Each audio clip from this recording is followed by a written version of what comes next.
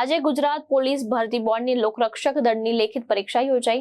પરીક્ષા આપવા પહેલા એક પરીક્ષાર્થીને કોલ લેટર ન મળતા તે મુશ્કેલીમાં મુકાઈ ગયો। પરીક્ષાનો સમય નજીક આવતા પરીક્ષાર્થી ચિંતામાં મુકાયો હતો। આ દરમિયાન ખટોદરા પોલીસે તેની મદદે આવી। ખટોદરા પોલીસ સ્ટેશન ખાતે પરીક્ષાર્થી માટે નવો કોલ લેટર કઢાવવાની વ્યવસ્થા કરવામાં આવી।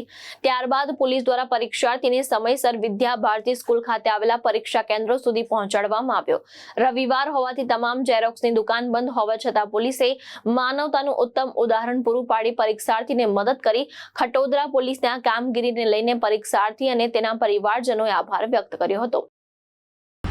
અમને ફૂલ હેલ્પ કરી। આ વિસ્તારની અંદર બધી દુકાનો ઝેરોક્સની બંધ હતી, કોઈ ઉપાય ન હતો, તો છેલ્લે અંતે સર પાસે આવ્યા અને કોલ લેટરની વિનંતી કરી અને સર લોકો ખૂબ અમારી મદદ કરી।